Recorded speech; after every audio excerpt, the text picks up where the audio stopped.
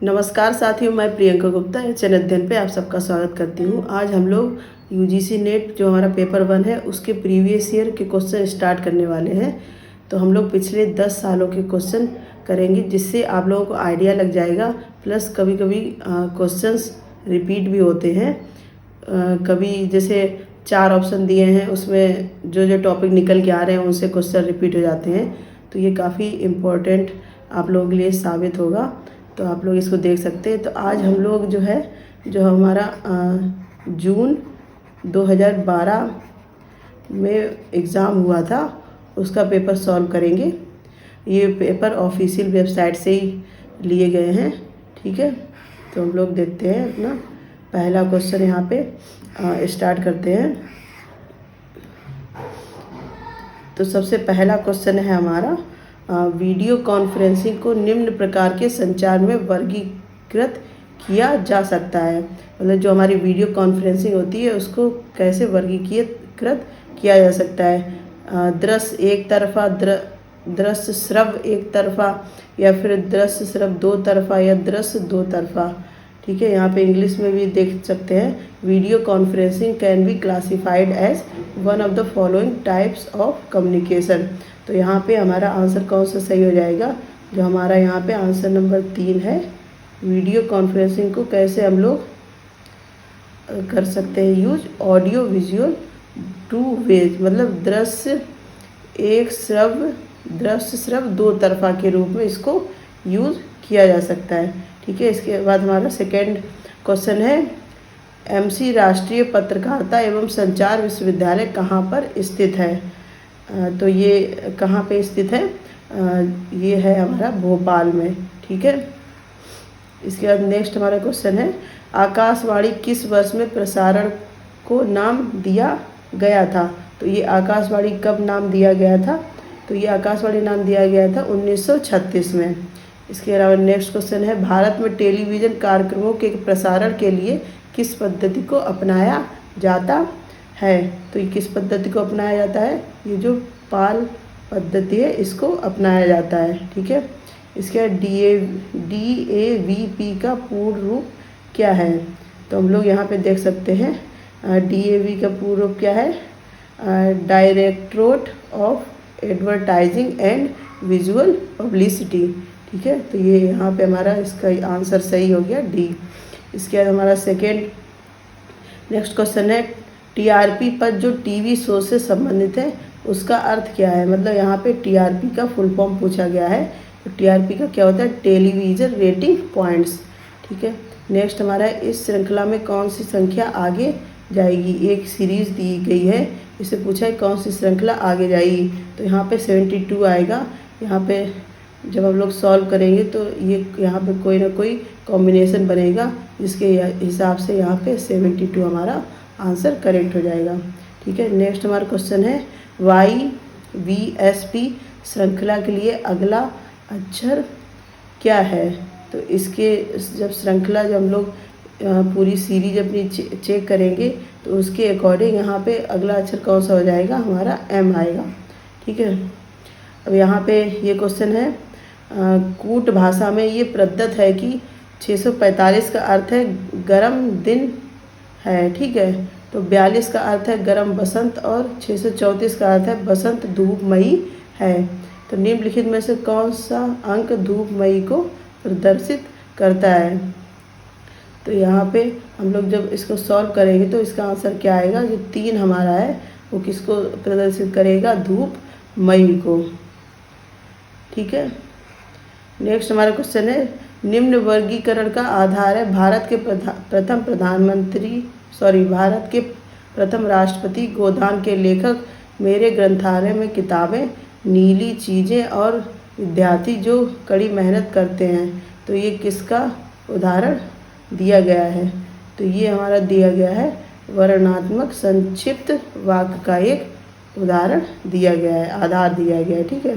हमारा next question है, कोई चीज़ अपने से बड़ी नहीं होती, इस अभिव्यक्ति में अपने से बड़े ये संबंध दिखाता है। तो ये क्या दिखाता है? निजवाचक संबंध ये दिखाता है, ठीक है। अब हमारा नेक्स्ट क्वेश्चन है जिसमें कथन और कारण दिया गया है। तो कथन है हमारा, पहले की तुलना में आजकल की कानूनी किताबों में से कहीं अधिक कानून है और पहले की तुलना में कहीं अधिक अपराध होते हैं। ठीक है। अब इसका रीज़न दिया गया है क्योंकि अपराध कम करने के लिए हमें कानूनों को समाप्त करना होगा। तो इसका कौन सा जो आंसर सही हो जाएगा, तो यहाँ पे हमारा ए आंसर सही हो जाएगा कि ए सत्य है, आर शंकास्पद है, आर ए की सही व्याख्या नहीं करता है। ठीक है। इसके बाद हम लोग अपना नेक्स्ट क्वेश्चन देखेंगे। यदि कथन दिया गया सभी लोग नाशवंत है सच है, तो निम्नलिखित अनुमानों में कौन सा अनुमान सही है, निम्नलिखित कोड में से चयन करें। अगर ये कथन सत्य दिया गया है तो ये हमारा इसमें से कौन सा सही होगा। तो यहाँ पे हमारा कौन सा सही हो जाएगा, जो बी ऑप्शन है, कुछ लोग नाशवंत है, ये गलत है। इसके बाद कोई आदमी नाशवंत नहीं है, ये शंकास्पद है। इसके चौथा जो है हमारा सभी लोग नाशवंत हैं, ये गलत है। तो यहाँ पे हमारा जो तीसरा ऑप्शन है वो सही हो जाएगा। इसके बाद हम लोग नेक्स्ट अपना देखेंगे, निम्नलिखित परिभाषा की प्रकृति निर्धारित करती है। भ्रूण हत्या का अर्थ है निर्दोष लोगों की निर्मम हत्या। तो इसका क्या अर्थ हो गया, ये इसमें हमारा आंसर नंबर 2 सही हो जाएगा, विश्वासोत्पादक। ठीक है। नेक्स्ट हमारा क्वेश्चन है, निम्नलिखित युक्तियों में से कौन सी युक्ति नहीं है। यहाँ पे 4 ऑप्शन दिए गए हैं, इसमें से आप लोगों को डिसाइड करना है कि कौन सी युक्ति नहीं है। तो यहाँ पे कौन सी युक्ति नहीं है, जो हमारा आंसर नंबर 2 है, यदि देवदत्त मोटा होता और यदि वह दिन भर भोजन नहीं करता, वह रात में भोजन करेगा। मतलब एक कोई युक्ति दी गई है, उसमें पूछा कौन सी सही नहीं है। तो यहाँ पे हमारा आंसर नंबर बी सही हो जाएगा। ठीक है।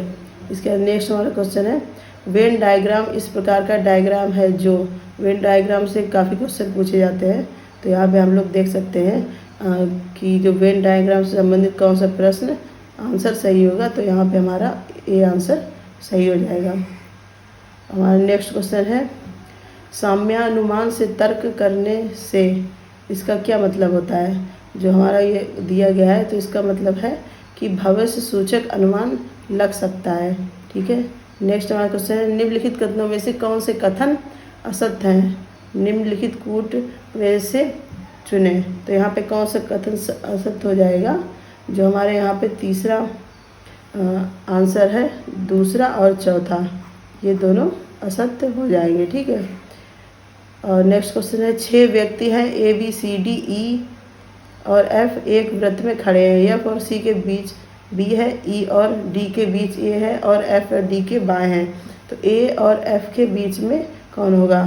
तो जब इसको सॉल्व करेंगे तो इसका आंसर आएगा सी, मतलब डी जो है ए और एफ के बीच में होगा। ठीक है। यहाँ पे हम लोग केवल क्वेश्चन आंसर कर रहे हैं, क्योंकि इसको एक्सप्लेन करेंगे तो फिर बहुत ज़्यादा टाइम भी लगेगा और भी केवल रिवाइज करने का ही टाइम है, इतना टाइम नहीं है उसको अच्छे से डिस्क्राइब किया जा सके। ठीक है।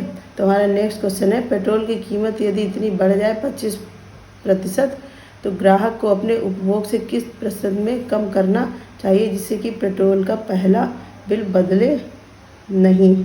ठीक है। तो कितना कम करना चाहिए, यहाँ पे आंसर हो जाएगा 20%। यदि राम जानता है कि y 2 से बड़ा और 7 से कम है पूर्णांक है, और हरि जानता है कि y 5 से बड़ा और 10 से कम पूर्णांक है, तो फिर वे ठीक ठीक निष्कर्ष पर पहुंच सकते हैं। तो इसमें यहाँ पे आंसर कौन सा सही हो जाएगा, जो हमारा ए आंसर है, y को ठीक ठीक निर्धारित किया जा सकता है। मतलब जहाँ जो यहाँ पे पूरा प्रश्न दिया गया है उसके हिसाब से ये आंसर करेक्ट हो जाएगा। ठीक है। नेक्स्ट हम लोग देखते हैं, एक कुंड को 4 पाइप 15, 20, 30 और 60 घंटों में क्रमशः भर सकते हैं। पहले को 6 AM पर, मतलब सुबह 6 बजे खोला गया, दूसरे को 7 बजे सुबह, तीसरे को 8 बजे और चौथे को 9। तो कुंड कब भरेगा। तो ऐसे क्वेश्चन में आप लोगों को पता है कि LCM की विधि से हम लोग इसको निकाल सकते हैं आराम से। तो इसका यहाँ पे आंसर क्या हो जाएगा, 1 बजे है कुंड भर जाएगा जब सारे इस हिसाब से पाइप खोले जाएंगे। ठीक है, इसके बाद हम लोग देखते हैं हमारा नेक्स्ट क्वेश्चन। यहाँ पे एक ये पाई चार्ट दिया गया है, इसके अकॉर्डिंग यहाँ पे क्वेश्चन पूछे गए हैं। तो यहाँ पे हम लोग देख सकते हैं एक देश में कुल विद्युत उत्पादन 97 गीगावाट है। विभिन्न ऊर्जा स्रोतों का योगदान प्रतिशत रूप में नीचे दिए पाई चार्ट में इंगित किए गए हैं। यहाँ पे दिया गया है कि कितना परसेंट क्या चीज़ है। ठीक है, तो इसके हिसाब से हम लोग देखते हैं विद्युत उत्पादन में वायु एवं सौर ऊर्जा का योगदान सुनिश्चित रूप से क्या होगा। तो यहाँ पे क्या हो जाएगा 6.79 गीगावाट, इसका आंसर करेक्ट हो जाएगा। इसका नेक्स्ट है विद्युत उत्पादन में नवीकरणीय ऊर्जा स्रोतों का योगदान सुनिश्चित रूप से क्या होगा। तो इसका क्या हो जाएगा, यहाँ पे हमारा बी आंसर करेक्ट हो जाएगा। इसके बाद हम लोग अपना नेक्स्ट क्वेश्चन देखते हैं। यह आईसीटी से पूछा गया है। टीसीपी या आईपी आवश्यक है यदि एक को निम्नलिखित से संबंध किया जाए। किससे आवश्यक है, अगर इंटरनेट से संबंध किया जाए मतलब कनेक्ट किया जाए तो उसके लिए क्या आवश्यक है, हमारा टीसीपी या आईपी। ठीक है, इसका नेक्स्ट हमारा क्वेश्चन देखते हैं। कंप्यूटर के कीबोर्ड पर प्रत्येक कैरेक्टर का ASCII मूल मान होता है जिसका अर्थ है, मतलब इसका फुल फॉर्म यहाँ पे पूछा गया है। तो ये इसका फुल फॉर्म क्या होता है, American standard code for information interchange. ठीक है, ये काफ़ी बार रिपीट हो चुका है क्वेश्चन। इसका नेक्स्ट है हमारा निम्नलिखित में से कौन सी प्रोग्रामिंग भाषा नहीं है। तो इसमें से कौन सी प्रोग्रामिंग भाषा नहीं है, माइक्रोसॉफ्ट ऑफिस ये प्रोग्रामिंग भाषा नहीं है क्योंकि ये एप्लीकेशन सॉफ्टवेयर होता है। ठीक है, तो यहाँ पे आंसर हो जाएगा माइक्रोसॉफ्ट ऑफिस। इसका नेक्स्ट है कोई 3 अंक दशमलव संख्या का संग्रह स्टोर करने के लिए बिट्स की न्यूनतम संख्या किसके बराबर होगी। तो किसके बराबर हो जाएगी, 10 के बराबर हो जाएगी। इसके बाद इंटरनेट अन्वेषक किस प्रकार का है, मतलब जो इंटरनेट एक्सप्लोरर होता है हमारा वो क्या होता है, वो क्या होता है, ये हमारा एक ब्राउज़र होता है। ठीक है, नेक्स्ट हमारा क्वेश्चन है POP3 तथा IMAP ईमेल अकाउंट है जिसमें क्या होता है हमारा, तो इसको क्या यहाँ पे तीसरा जो आंसर है, एक को ईमेल भेजने तथा प्राप्त करने के लिए केवल सर्वर से संबंधित होना पड़ता है। ठीक है, इसका नेक्स्ट हमारा क्वेश्चन है नेत्रों में जलन के लिए प्रदूषक वस्तु के कारण होती है। नेत्रों में जलन होती है किसके कारण होती है, पैन के कारण। ये हम लोग EVS में पढ़ा हुआ है। तो ये नेत्रों में जलन का कारण क्या होता है, जो हमारा पैन होता है। ठीक है, इसका नेक्स्ट हमारा क्वेश्चन है क्लोरोफ्लोरोकार्बन का स्रोत कौन सा होता है। तो ये किसका स्रोत है, प्रशीतन एवं वातानुकूलन का ये स्रोत होता है। ये अभी 2000 मार्च में जो हमारा पेपर हुआ है उसमें भी ये क्वेश्चन रिपीट हुआ है, मैच ऑफ द फॉलोइंग में। ठीक है, इसका नेक्स्ट है निम्नलिखित में से कौन सा नवीकरणीय प्राकृतिक संसाधन नहीं है। तो इसमें से कौन सा है हमारे प्राकृतिक संसाधन नहीं है, लवण जो है ये प्राकृतिक संसाधन नहीं है। ठीक है, निम्नांकित में से कौन सा प्राचल जल में प्रदूषित संकेतक के रूप में उपयोग नहीं किया जाता है। ठीक है, तो कौन सा उपयोग नहीं किया जाता है, जो घनत्व है उसको इसके रूप में उपयोग नहीं किया जाता है। इसका नेक्स्ट क्वेश्चन है S एवं P तरंगें किसके साथ संबंधित होती हैं। तो किसके साथ संबंधित होती है, जो हमारा भूकंप होता है उसमें S और P तरंगें होती हैं। जैसे जो हम लोग ज्योग्राफी वगैरह पढ़ते हैं तो उसमें ये चीज़ें सब डिटेल में पढ़ाई जाती हैं कि ये किससे संबंधित है। ठीक है, इसके बाद हमारी 2 सूची दी गई है जिसको हमें मिलाना है। तो यहाँ पे हम लोग देखते हैं सूची कैसे, जो ओजोन छिद्र हमारा होता है वो किससे रिलेटेड है, UV विकिरण जो होती हैं उनसे रिलेटेड है। सेकेंड है हरित गृह प्रभाव, ये किसकी वजह से होता है, मीथेन गैस की वजह से होता है। इसका थर्ड जो है हमारा प्राकृतिक आपदा है। ये प्राकृतिक आपदा क्या है, सुनामी हमारी प्राकृतिक आपदा होती है। ठीक है, इसका चौथा है धारणीय विकास पारिस्थितिकीय केंद्रवाद। तो यहाँ पे इसके हिसाब से कौन सा आंसर सही हो गया, A का B, इसके बाद सेकेंड हमारा सी है, तो यहाँ पे ए आंसर जो हमारा है वो हमारा सही हो जाएगा। ठीक है, इसके बाद नेक्स्ट हमारा क्वेश्चन है भारतीय उच्च अध्ययन संस्थान कहाँ स्थित है, मतलब Indian institute of advance study ये कहाँ पर स्थित है, तो ये कहाँ पे स्थित है, ये हमारा शिमला में स्थित है। ठीक है, नेक्स्ट है हमारा राष्ट्रीय अध्यापक शिक्षा परिषद NCTE के क्षेत्रीय कार्यालयों की संख्या कितनी है, तो कितनी है इसके कार्यालयों की संख्या 4। ठीक है, नेक्स्ट हमारा क्वेश्चन है डॉक्टर भीमराव अंबेडकर ने निम्न अधिकारों में से किसे भारतीय संविधान का हृदय और आत्मा कहा था, तो ये किसको कहा गया था, हृदय और आत्मा, जो हमारे संवैधानिक उपचारों का अधिकार है इसको डॉक्टर भीमराव अंबेडकर ने हृदय संविधान का हृदय और आत्मा कहा था। ठीक है, नेक्स्ट हमारा क्वेश्चन है निम्नलिखित में से किसने भारत में जिला कलेक्ट्रेट का पद सृजित किया था, तो ये किसने किया था, जो वॉरेन हेस्टिंग्स थे उन्होंने ये पद सृजित किया था। ठीक है, इसके बाद नेक्स्ट और क्वेश्चन है एक नागरिक के मूल कर्तव्यों में से सम्मिलित है, तो नागरिक के मूल कर्तव्यों में से सम्मिलित क्या क्या है, सबसे पहले तो है संविधान, राष्ट्र ध्वज और राष्ट्रगान का सम्मान करना चाहिए। इसके बाद वैज्ञानिक मना स्थिति का विकास होना चाहिए। इसके बाद सरकार के प्रति सम्मान, ये इसके बाद वन्य जीवों की रक्षा, तो यहाँ पे हमारा कौन सा आंसर सही हो जाएगा, जो हमारा बी आंसर है वो बिल्कुल करेक्ट यहाँ पे हो जाएगा। ठीक है, इसका नेक्स्ट है हमारा भारत का राष्ट्रपति शपथ लेता है, तो भारत का राष्ट्रपति शपथ लेता है तो ये किस ऑप्शन से संबंधित है, देश के संविधान और कानून को सुरक्षित एवं प्रतिरक्षित करने के लिए। ठीक है, भारत का राष्ट्रपति किस लिए संबंधित लेता है, यहाँ पे हमारा ऑप्शन नंबर 4 सही हो जाएगा। इसके बाद हम लोग देखेंगे अपना नेक्स्ट क्वेश्चन, यदि आपको सामान्य विद्यार्थियों के साथ साथ दृष्टिहीन विद्यार्थियों को पढ़ाने का अवसर मिले तो आप कक्षा में किस प्रकार उसके साथ व्यवहार करेंगे। ठीक है, तो किस प्रकार व्यवहार करेंगे, अतिरिक्त ध्यान नहीं देना क्योंकि अधिकांश को हानि उठानी पड़ सकती है, तो ये तो नहीं हो सकता है। कक्षा में सहानुभूति से उसकी देखरेख करेंगे, ये भी नहीं है, उनको ज़्यादा सहानुभूति दिखाएंगे तो उनके मन में ये आ सकता है कि हम मतलब मेरे अंदर कोई कमी है इसलिए हमें ज़्यादा सहानुभूति दिखाई जा रही है। ठीक है, आप सोचेंगे कि अंधा पर उसका भाग्य है और इसलिए आप कुछ नहीं करेंगे, ये भी बिल्कुल गलत है। इसके बाद हमारा नेक्स्ट देखते हैं आगे की पंक्ति में सीट की व्यवस्था करना और उसके लिए सुविधाजनक गति से पढ़ाने की कोशिश करना, तो यहाँ पे ये वाला आंसर बिल्कुल करेक्ट है। ठीक है, नेक्स्ट है हमारा निम्नलिखित में से क्या उत्तम उपलब्धि परीक्षण की विशेषता नहीं है, तो कौन सी विशेषता है जो उपलब्धि परीक्षण की विशेषता नहीं है, अस्पष्टता, क्योंकि विश्वसनीयता ये भी है, वस्तुनिष्ठता ये भी होती है, वैधता ये भी होती है, जो ये हमारा है ये हमारा आंसर यहाँ पे करेक्ट हो जाएगा। निम्नलिखित में से क्या प्रक्षेपित साधन में नहीं आता है, प्रक्षेपित साधन कौन से होते हैं, जो प्रोजेक्टेड ऐड हमारे होते हैं, तो इनमें से कौन सा है जो इसमें नहीं आता है, तो हमारा जो ब्लैक बोर्ड है वो इसमें नहीं आता है, क्योंकि बाकी तो सब कहीं ना कहीं ICT से रिलेट करते हैं, ब्लैक बोर्ड हमारा नॉर्मल भी होता है।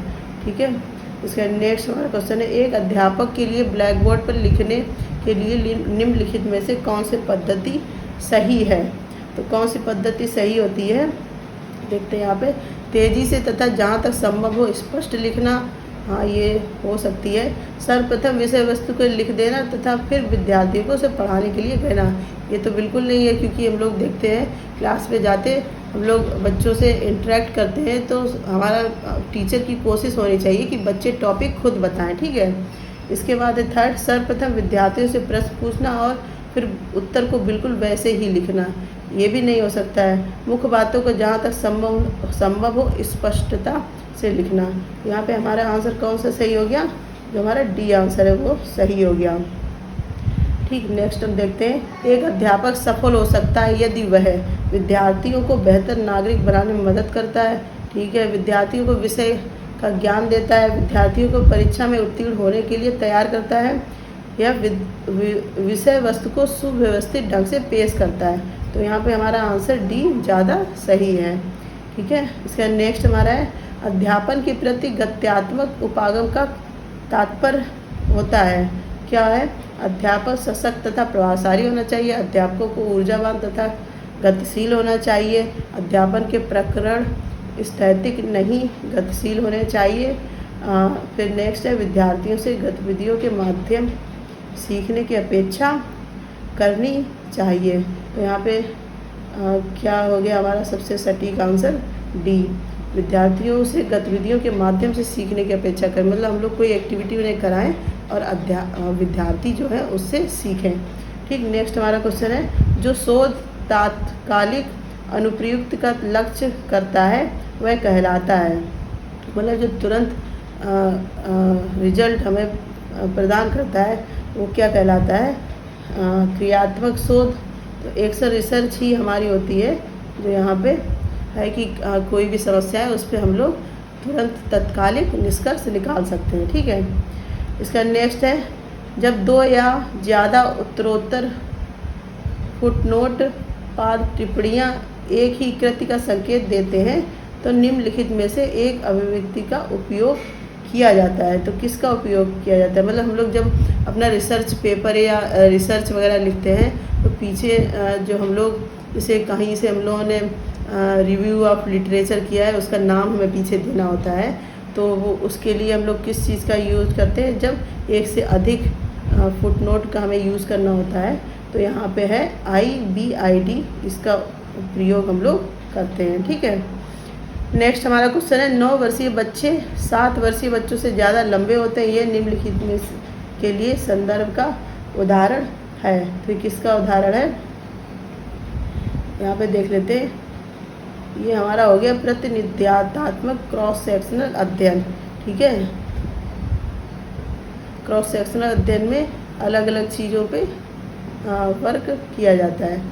नेक्स्ट है, सम्मेलन किसके लिए होता है, मतलब जो हमारी कॉन्फ्रेंस होती हैं वो किसके लिए होती हैं। तो किसके लिए होती हैं, बहुलक्ष्यांक समूह के लिए, समूह चर्चाएं, नवीन शोध प्रदर्शित करना, तो ये सभी के लिए होती हैं। ठीक है, नेक्स्ट है हमारा कार्योत्तर शोध का अर्थ है। तो जो हमारी एक्स पोस्ट फैक्टो रिसर्च होती है उसका क्या अर्थ होता है, घटना के बाद शोध किया जाता है, घटना के पूर्व शोध किया जाता है, घटना की घटने के साथ साथ शोध किया जाता है, घटना की संभावनाओं को ध्यान में रखते हुए शोध किया जाता है। तो यहाँ पे आंसर हमारा क्या हो जाएगा, घटना के बाद शोध किया जाता है। जो हमारी एक्स पोस्ट फैक्टो रिसर्च है वो कब की जाती है, जो हमारी कोई घटना घटित हो चुकी होती है। नेक्स्ट है हमारा, शोध नैतिकता किसे शामिल नहीं करता है। ठीक है, जो हमारे रिसर्च एथिक्स हैं उसमें क्या शामिल नहीं है, तो उसमें क्या शामिल नहीं है, ईमानदारी शामिल है, न्याय निष्ठा भी शामिल है, वस्तुनिष्ठता शामिल है, सब्जेक्टिविटी मतलब हमें केवल अपने फ़ायदे के लिए रिसर्च नहीं करनी होती है कि मतलब अगर सामने वाले जो हमारा सैंपल है उसकी इच्छा नहीं है कोई टॉपिक पे बात करने की, तो हम लोग उससे ज़बरदस्ती नहीं कर सकते हैं। तो यहाँ पे हमारा बी ऑप्शन जो हो गया वो करेक्ट हो गया। ठीक है, इसके बाद हम लोगों का पैराग्राफ है। इसके पैराग्राफ को आप लोगों को अच्छे से अध्ययन करना है, तो इसके नंबर आराम से पूरे लिए जा सकते हैं। ठीक है, तो ये पैराग्राफ आप लोगों का होमवर्क है, आप लोग यहाँ पे पढ़ के इसके आंसर बताइएगा कि इसमें से कौन कौन से आंसर सही होंगे। ठीक है, इसी के साथ आशा करती हूँ कि आपको क्लास समझ में आई होगी। और कोई भी क्यूरी है या कुछ और सुझाव देना है तो आप लोग कमेंट करके बता सकते हैं। और इसी प्रकार के अपडेट के लिए बने रहिए एचआर अध्ययन से। धन्यवाद।